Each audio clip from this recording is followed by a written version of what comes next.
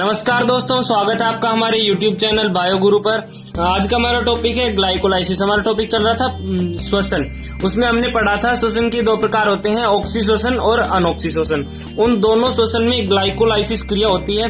आज हम ग्लाइकोलाइसिस क्रिया के बारे में जानेंगे कि जो ग्लूकोज होता है उसका एक ग्लूकोज अणु से 2 पायरुविक एसिड कैसे बनते हैं। तो ग्लाइकोलाइसिस के मुख्य 10 चरण निम्न है। पहला है जो ग्लूकोज होता है C6H12O6, इसका हम एक अणु लेते हैं ग्लूकोज का। इसका प्रथम चरण में क्या होगा, फास्फोरिलाइजेशन होगा, यानी इसमें जो फास्फेट समूह है वो ऐड होगा। फास्फेट समूह ऐड कहां से होगा, एटीपी से, एडिनिन ट्राइफास्फेट से। जो एक फास्फेट, इसमें 3 फास्फेट है, एक फास्फेट ग्लूकोज अणु में जुड़ जाएगा और बचेगा क्या, एडीपी, एडिनिन डाइफास्फेट, यानी 2 फास्फेट। एक फास्फेट इसमें ग्लूकोज में जुड़ गया। ये क्रिया किस एंजाइम की उपस्थिति में होती है, हेक्सोकाइनेज एंजाइम की उपस्थिति में होती है।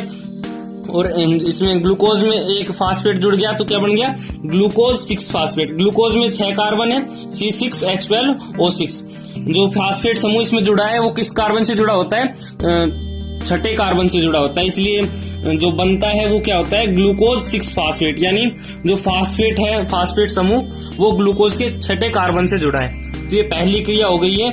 इसमें क्या हो रहा है, प्रथम फास्फोरिलाइजेशन, यानी ग्लूकोज के अणु के साथ फास्फेट समूह जुड़ रहा है। फास्फेट समूह यानी PO4-। इसकी रासायनिक अभिक्रिया देख लेते तो पहला चरण है प्रथम फास्फोरिलाइजेशन। इसमें ये ग्लूकोज का अणु है, इसमें 6 कार्बन है। ग्लूकोज के अणु में 6 कार्बन है। ये जो है ये अणु एटीपी का है, इसमें 3 फास्फेट है। एटीपी यानी एडेनिन ट्राइफास्फेट, यानी 3 फास्फेट। तो इसमें 3 फास्फेट समूह है। अब इन दोनों की क्रिया होगी, किसी हेक्सोकाइनेज एंजाइम की उपस्थिति में इन दोनों की क्रिया होगी, यानी ग्लूकोज में एक फास्फेट जुड़ेगा। तो वो ग्लूकोज में एक फास्फेट कहां जुड़ेगा, जो एडेनिन ट्राइफास्फेट का एक फास्फेट है वो ग्लूकोज के छठे कार्बन से जुड़ जाएगा। और यहां जुड़ने के लिए कुछ स्थान चाहिए, तो यहां से हाइड्रोजन हट जाएगा और फास्फेट यहां पर जुड़ जाएगा।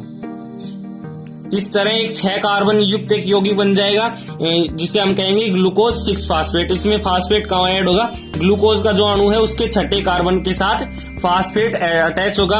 और जो एटीपी था, एटीपी में 3 फास्फेट समूह थे, एक फास्फेट यहां जुड़ गया, तो एटीपी में कितने बचेंगे, 2 फास्फेट बचेंगे। तो उसे हम क्या कहेंगे, एडिनिन डाइफास्फेट, यानी इसमें 2 फास्फेट है।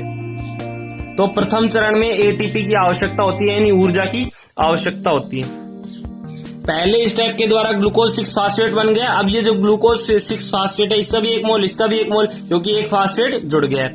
अब दूसरे चरण में क्या होगा, ग्लूकोज 6 फास्फेट का समावयवीकरण होगा। यानी जो हम जानते हैं कि जो ग्लूकोज और फ्रैक्टोज होता है वो आपस में समावयवता प्रदर्शित करते हैं। समावयवता प्रदर्शित करते हैं मतलब जो फ्रैक्टोज होता है उसका अणुसूत्र कितना होता है, C6H12O6। किसके बराबर, ग्लूकोज के बराबर। यानी ग्लूकोज और जो फ्रैक्टोज होते हैं उनके अणुसूत्र बराबर होते हैं, लेकिन उनमें अंतर क्या होता है कि उनकी संरचना सूत्र भिन्न भिन्न होते हैं। तो ये समावयवी होते हैं। ये हेक्सोआइसोमेरेज एंजाइम की उपस्थिति में जो ग्लूकोज है वो फ्रैक्टोज में बदल जाएगा और उसके छठे कार्बन के साथ फास्फेट अटैच है, तो इसके छठे कार्बन के साथ भी फास्फेट अटैच होगा। तो दूसरे चरण में क्या होगा, जो ग्लूकोज 6 फास्फेट है वो किस में बदल जाएगा, ग्लूकोज फ्रक्टोज 6 फास्फेट में। इसके 1 मोल, इसका भी 1 मोल, यानी एक अणु ले सकते हैं हम। फास्फोरिलीकरण जो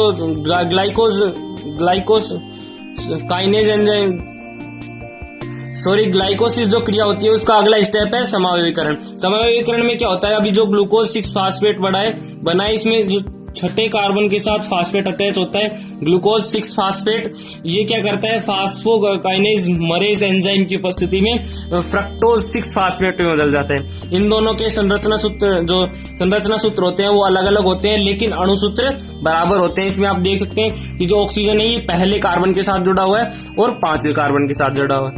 जबकि फ्रक्टोज में क्या होता है, जो ऑक्सीजन होता है वो दूसरे कार्बन के साथ और 5वें कार्बन के साथ जुड़ा होता है। मतलब दूसरे स्टेप में जो ऑक्सीजन पहले कार्बन से हटकर दूसरे कार्बन में जुड़ जाता है, यानी फ्रक्टोज 6 फास्फेट का निर्माण हो जाता है। इसमें भी जो छठा कार्बन है उस पे फास्फेट समूह लगा हुआ होगा। दूसरे स्टेप द्वारा फ्रक्टोज 6 फास्फेट बन गया। अब जो फ्रक्टोज 6 फास्फेट है ये फ्रक्टोज 1,6 डाई फास्फेट में बदल देता है, यानी इसमें एक फास्फेट है छठे कार्बन के साथ, तो इसमें एक फास्फेट और जुड़ जाता है। कहां से जुड़ता है? एटीपी के द्वारा जुड़ता है, जैसा अभी हमने पढ़ा था प्रथम फास्फोराइलेशन, ये द्वितीय फास्फोराइलेशन है, यानी दूसरा फास्फेट अटैच हो रहा है, दोबारा फास्फेट। तो फास्फेट कहां से आता है? एडेनिन ट्राई फास्फेट से एक फास्फेट आ जाता है, और एडेनिन ट्राई फास्फेट है वो एडेनिन डाई फास्फेट में बदल देती है। यह क्रिया किस एंजाइम की उपस्थिति में होती है? फास्फोफ्रक्टोकाइनेज एंजाइम की उपस्थिति में होती है। और इसमें छठे कार्बन, फ्रक्टोज के जो छठा कार्बन है उसके साथ तो फास्फेट पहले से ही अटैच है, और ये जो नया फास्फेट आया, ये फास्फेट समूह आया, ये कहां जुड़ेगा? फ्रक्टोज के पहले कार्बन पे। तो किसका निर्माण होगा? Fructose 1,6 di phosphate. इसके तीसरा चरण का नाम क्या है? द्वितीय फास्फोराइलेशन, मतलब दोबारा फास्फोराइलेशन जुड़ रहा है। इसे हम रासायनिक अभिक्रिया के माध्यम से देखते हैं कि जो फ्रक्टोज 6 फास्फेट होता है इसमें एक फास्फेट होता है, एक फास्फेट छठे कार्बन के साथ जुड़ा हुआ होता है। अब यहाँ पर द्वितीय फास्फोराइलेशन होगा, यानी एक फास्फेट और जुड़ेगा। एटीपी से एक फास्फेट कहाँ चला जाएगा? पहले कार्बन के पास, पहले कार्बन के साथ जुड़ जाएगा, और जो एटीपी है वो एडेनिन डाई फास्फेट में बदल जाएगी, यानी एक फास्फेट कम हो गया। अब इससे निर्माण के इस क्रिया द्वारा किसका निर्माण होगा? Fructose 1,6 di phosphate. इसमें छठा कार्बन तो पहले से था, और एक फास्फेट छठे कार्बन के साथ फास्फेट पहले से जुड़ा हुआ था, और एक फास्फेट जो है वो एटीपी से पहले कार्बन के साथ जुड़ गया। तो इससे तीसरे चरण से किसका निर्माण हो गया? Fructose 1,6 di phosphate. इसमें फास्फेट समूह दो होते हैं, पहले कार्बन पर और छठे कार्बन पर। चौथे चरण में क्या होगा? विदलन होगा। जो फ्रक्टोज 1,6 डाई फास्फेट बना है ये दो भागों में टूट जाएगा एल्डोलेज एंजाइम की उपस्थिति में। फ्रक्टोज 1,6 डाई फास्फेट जो है वो दो ट्रायोज बनाएगा। इसे ट्रायोज क्यों कहते हैं? क्योंकि जो दोनों अणु बनने हैं ये 3-3 कार्बन युक्त होते हैं। इनमें एक तो 3 फास्फो ग्लिसरीन एल्डिहाइड होता है, जिसे हम 3PGAL भी कहते हैं, और एक बनता है DHAP। अब ये जो होते हैं ये दोनों आपस में बदलते रहते हैं ट्रायोज फास्फेट आइसोमरेज एंजाइम की उपस्थिति में। DHAP है वो PGAL में बदलता रहता है, और जो PGAL है वो DHAP में बदलता रहता है। चौथे चरण में क्या होता है? क्विलेज होता है, यानी विदलन होता है। इसमें 6 कार्बन युक्त जो अणु है, ये जो फ्रक्टोज 1,6 डाई फास्फेट है, ये 2 अणुओं में बदल जाता है। वो दोनों अणु क्या होते हैं? 3-3 कार्बन युक्त होते हैं। क्योंकि जो फ्रक्टोज 6 फास्फेट है इसमें 6 कार्बन है, तो आधे आधे अणुओं में बढ़ जाएंगे, यानी 3 कार्बन एक अणु में और 3 कार्बन दूसरे अणु में। और इसमें 2 फास्फेट है 1,6, एक पहले कार्बन के पास और दूसरा छठे कार्बन के पास। 2 फास्फेट समूह है, तो 2 फास्फेट में से एक फास्फेट एक अणु के पास और दूसरा फास्फेट दूसरे अणु के पास चला जाता है, जिससे PGAL और DHAP का निर्माण होता है। यानी जो चौथा चरण होता है इसमें चौथे चरण तक तो सभी अणु जो है वो 1-1 मोल होते हैं, यानी एक अणु होता है। अब चौथे चरण में क्या होता है कि एक अणु 2 अणुओं में विभक्त होता है। तो डबल बनने की क्रिया कहाँ होती है? 4th स्टेप में। किस एंजाइम की उपस्थिति में? एल्डोलेज एंजाइम की उपस्थिति में। अगला चरण है अकार्बनिक फास्फोराइलेशन। ये तीसरी बार फास्फेट जुड़ रहा है, लेकिन ये अकार्बनिक था। अभी ऊपर 2 जो द्वितीय फास्फोराइलेशन और प्रथम फास्फोराइलेशन था, ये जो इसमें फास्फेट था वो कहां से आ रहा था? एटीपी से आ रहा था। जबकि यहाँ पर जो 5वां चरण है इसमें क्या होगा? जो फास्फेट आएगा वो कहां से आएगा? अकार्बनिक अणु से, यानी ऐसा फास्फेट आएगा जो अकार्बनिक पदार्थ से जुड़ा हुआ होता है, अकार्बनिक पदार्थ या फिर अकार्बनिक समूह से जुड़ा होता है। जैसे H3PO4, इसमें जो फास्फेट समूह है वो अकार्बनिक फास्फेट है, क्योंकि ये अकार्बनिक समूह के साथ जुड़ा हुआ है। तो यहाँ पर इन दोनों अणुओं में फास्फेट जुड़ जाएगा और फिर क्या बना लेगा? 1,3 डाई फास्फोग्लिसरिक एल्डिहाइड, यानी जो PGAL है, एक PGAL है, इसमें तीसरे कार्बन पर फास्फेट समूह जुड़ा हुआ है। अब ये क्या करेगा?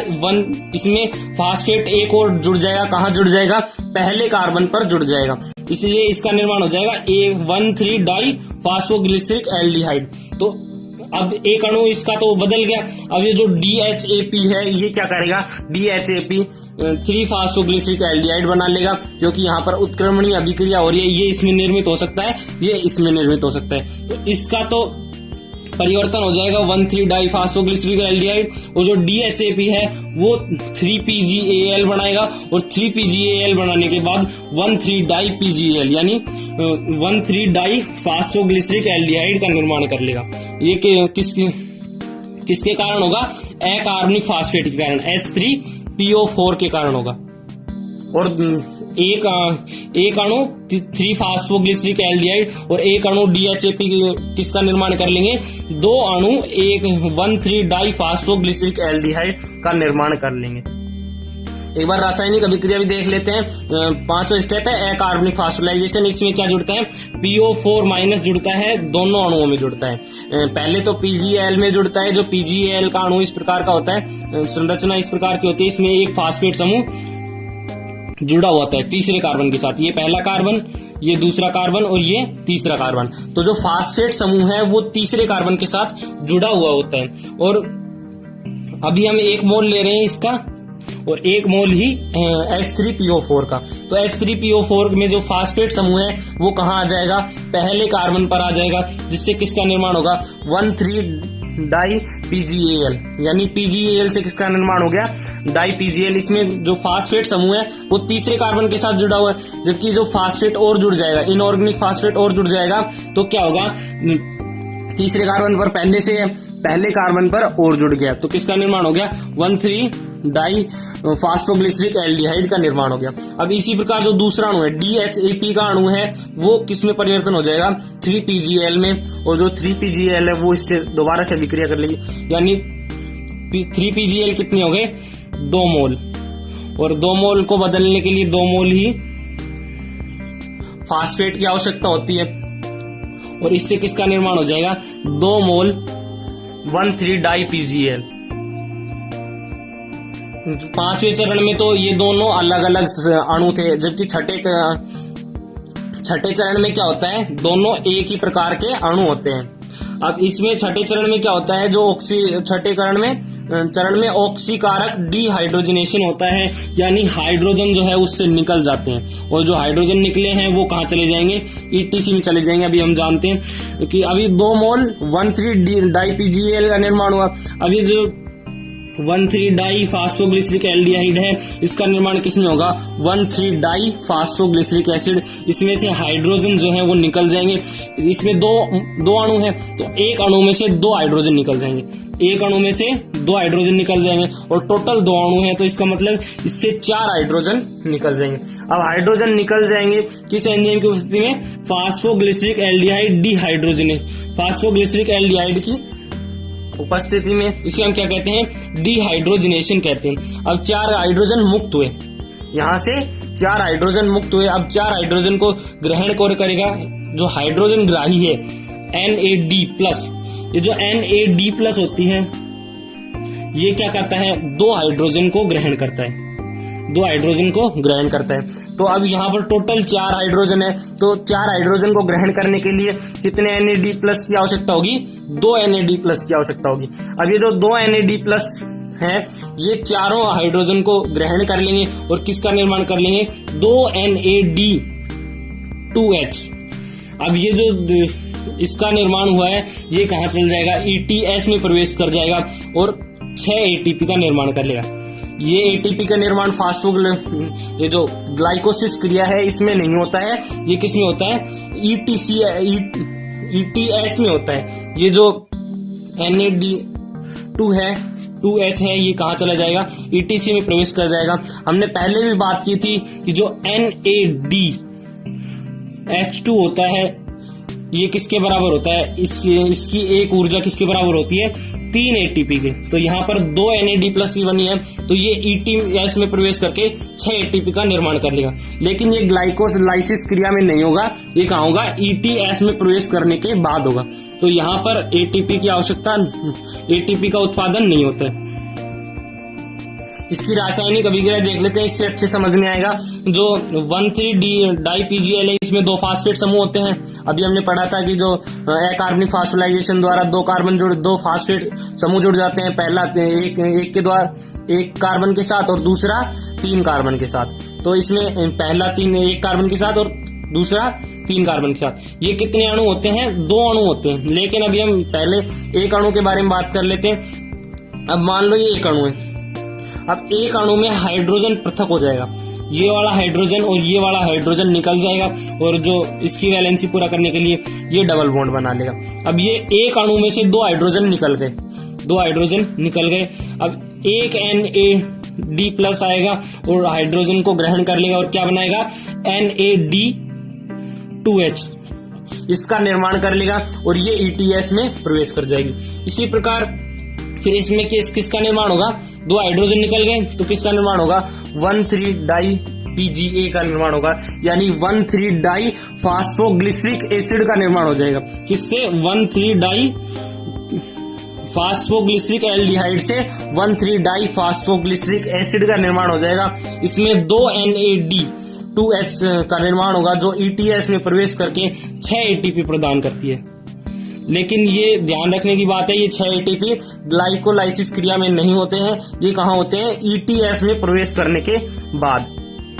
यहाँ पर हमारा 6 जो स्टेप है वो कंप्लीट होता है। अगला स्टेप है 7th, इसमें प्रथम ATP। अभी आपने ध्यान दिया हो तो यहाँ तक कोई ऊर्जा का निर्माण नहीं हुआ, यानी ATP का निर्माण नहीं हुआ है। NADPH2 का निर्माण हुआ है। ये यहाँ पर ऊर्जा ग्लाइकोलाइसिस क्रिया में ऊर्जा प्रदान नहीं करती है, ये ETS में प्रवेश करने के बाद ऊर्जा प्रदान करती है। तो अभी तक ऊर्जा का उत्पादन नहीं हुआ है और 2 ATP खर्च हो चुके हैं। पहला प्रथम फास्फोराइलेशन में यहाँ पर ATP जो है वो उपयोग में ले ली गई है और दूसरे में जो द्वितीय फास्फोराइलेशन है इसमें भी ATP उपयोग में ली गई है, यानी अभी तक 2 ATP का लॉस हुआ है प्राप्त हमें, यानी उत्पादन 1 ATP का भी नहीं हुआ है। अब जो 7th स्टेप है इसमें क्या होगा? प्रथम बार ATP का निर्माण होगा। इसके 2 अणु बने 1,3-DPGA के। अब इसमें क्या होगा? 1,3-डाई-फास्फोग्लिसरिक एसिड है, इसमें 2 फास्फेट समूह है, पहले कार्बन के साथ और दूसरा तीसरे कार्बन के साथ। तो इसमें जो पहला कार्बन वाला जो जिसके साथ पहले कार्बन के साथ जो फास्फेट जुड़ा हुआ है वो निकल जाएगा और कहां से निकलने के बाद किस एंजाइम की उपस्थिति में? फास्फोग्लिसरिक काइनेज एंजाइम की उपस्थिति में निकल जाएगा और जो ADP रहता है वो उसे ग्रहण कर लेता है। अभी हम रासायनिक अभिक्रिया से समझते हैं। तो यहाँ पर देख सकते हैं जो ये 1,3-डाई-PGL है, इसमें 2 फास्फेट समूह है और इसमें से एक फास्फेट समूह, ये पहला कार्बन, ये दूसरा कार्बन और ये तीसरा कार्बन।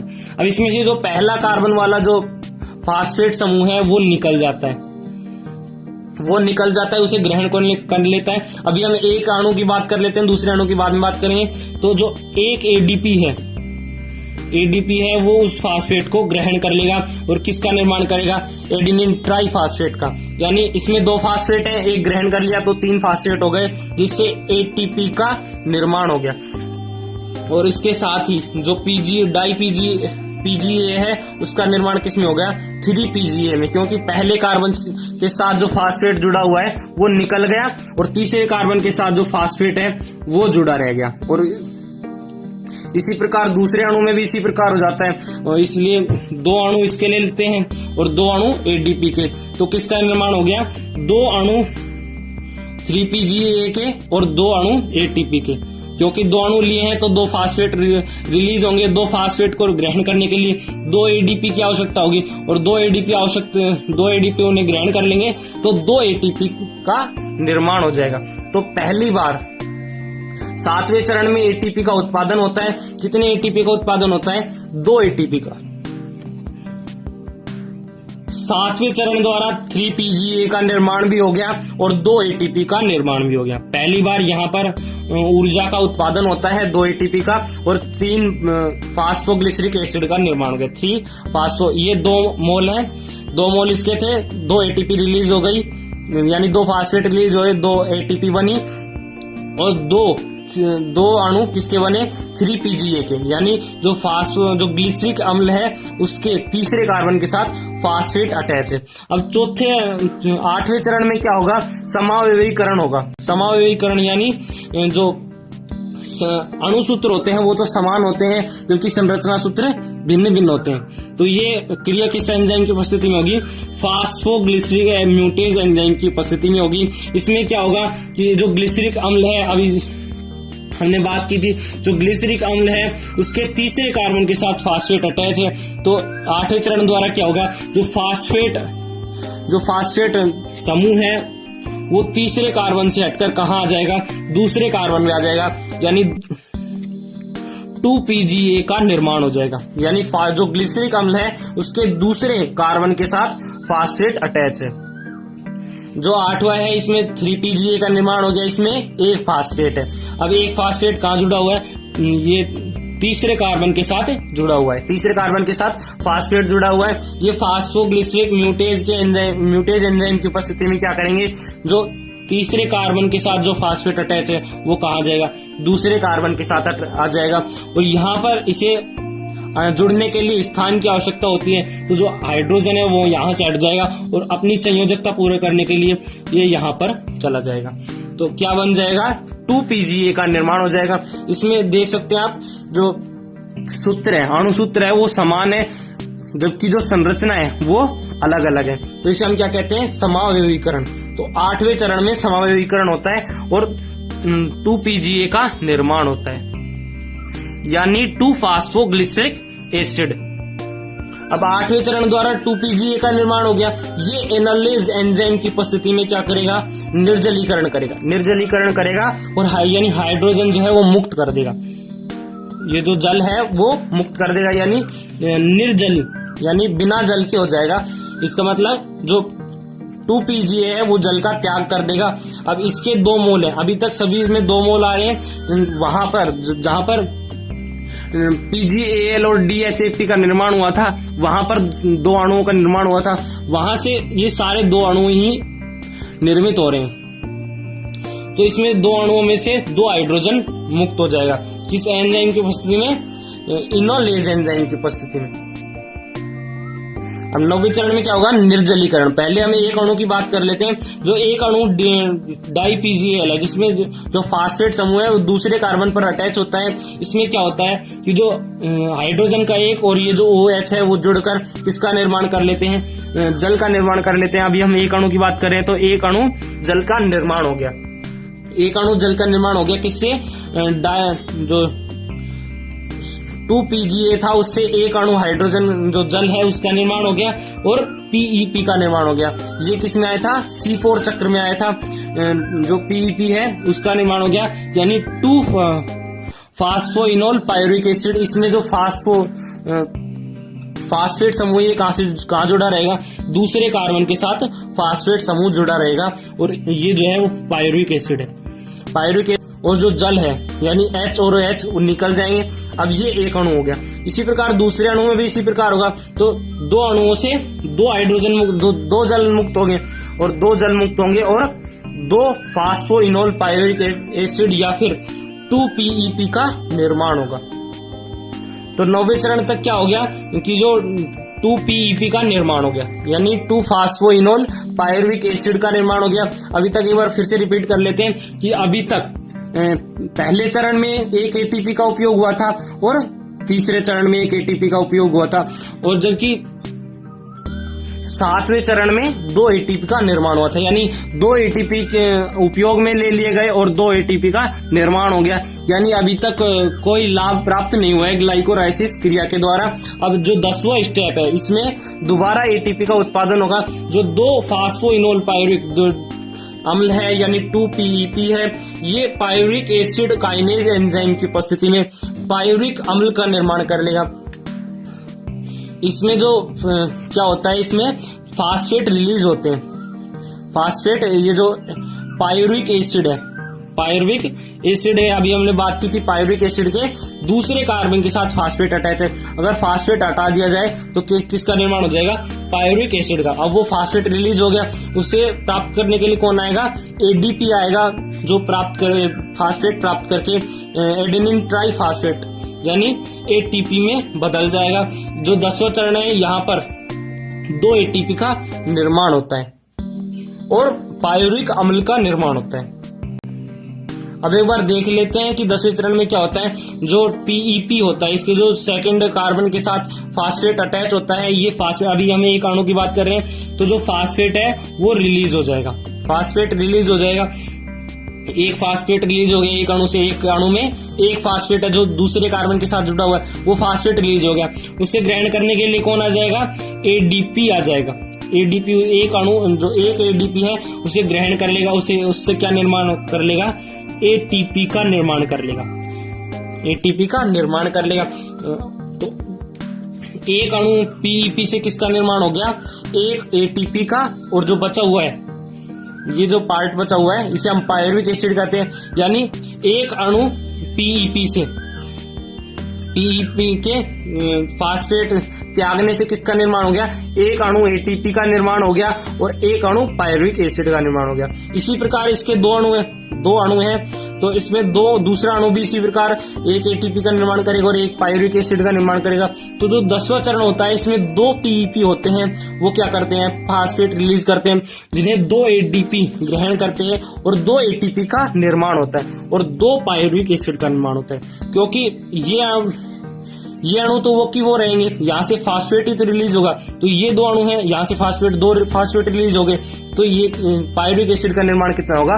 2 पायरुविक एसिड का निर्माण होगा। इस प्रकार जो ग्लाइकोलाइसिस क्रिया होती है, उसमें एक ग्लूकोज, शुरू में जो पहले चरण में हमने क्या लिया था?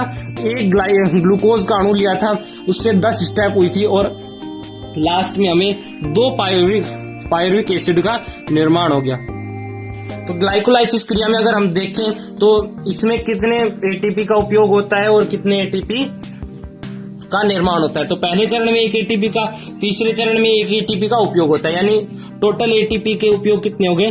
2 एटीपी प्रारंभ करने के लिए लगते हैं। और इसमें निर्माण कितने का होता है? 7वें चरण में निर्माण होता है 2 एटीपी का, यानी अभी तक 2 एटीपी का निर्माण हुआ है और 2 एटीपी का उपयोग हुआ है। और अंत में 2 एटीपी का पुनः निर्माण हो जाएगा। 2 एटीपी का पुनः निर्माण हो गया, तो टोटल एटीपी का उत्पादन कितना होगा? 4 एटीपी, और लगे कितने? 2 एटीपी। तो जो शुद्ध लाभ प्राप्त होता है वो कितना होता है? 2 एटीपी। तो यानी ग्लाइकोलाइसिस क्रिया में यानी जो ग्लूकोज होता है उसका लाइसिस यानी विघटन से ग्लूकोज का 2 पायरुविक अम्ल में बनने की क्रिया में 2 एटीपी का निर्माण होता है। अब ये तो जो ग्लाइकोलाइसिस क्रिया होती है ये दोनों में पाई जाती है, यानी ऑक्सीशोषण में भी और अनऑक्सीशोषण में भी। तो पहले जो कारण पढ़ा था जो ऑक्सीशोषण होता है, आज हम उसे जान लेते हैं कि अनऑक्सीशोषण में कम ऊर्जा का निर्माण क्यों होता है और ऑक्सीशोषण में अधिक ऊर्जा का निर्माण क्यों होता है। क्योंकि जो ग्लाइकोलाइसिस क्रिया है ये दोनों में हो गई, ग्लाइकोलाइसिस क्रिया दोनों में हो गई। अब ये जो ग्लाइकोलाइसिस क्रिया है ये ऑक्सीशोषण में भी होती है और अनऑक्सीशोषण में भी होती है। इसके फलस्वरूप ऑक्सीशोषण में भी 2 एटीपी का निर्माण होता है और अनऑक्सीशोषण में भी 2 एटीपी का निर्माण होता है। अब इनसे किसका निर्माण हो गया? 2 पायरुविक एसिड का निर्माण हो गया। अब ये दो पायरुविक एसिड हैं, ये ऑक्सीशोषण में तो क्या होता है कि एक पायरुविक एसिड कहाँ चला जाता है? माइटोकॉन्ड्रिया के क्रेब्स चक्र में चला जाता है। क्रेब्स चक्र के बारे में हम आगे पढ़ेंगे।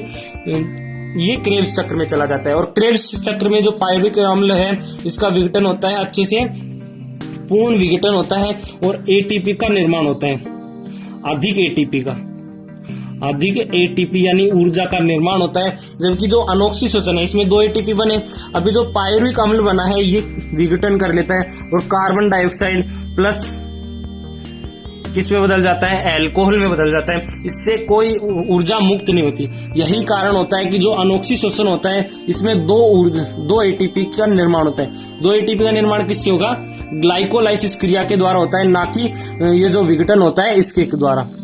जबकि जो ऑक्सीजन है इसमें 2 एटीपी तो ग्लाइकोलाइसिस से बन गए और जो क्रेब्स चक्र में जाकर बहुत अधिक ऊर्जा, बहुत अधिक मात्रा में एटीपी का निर्माण हो जाता है। किसमें? क्रेब्स चक्र में। ये है, हम क्रेब्स चक्र जो है वो आगे पढ़ेंगे माइटोकॉन्ड्रिया में। आशा करता हूँ आपको ये वीडियो अच्छी लगी होगी और आपको अच्छे से ग्लाइकोलाइसिस क्रिया समझ में आ गई होगी। अगर आपको ये वीडियो पसंद आई हो तो हमारे चैनल को सब्सक्राइब जरूर कर देना और वीडियो को लाइक भी कर देना। धन्यवाद।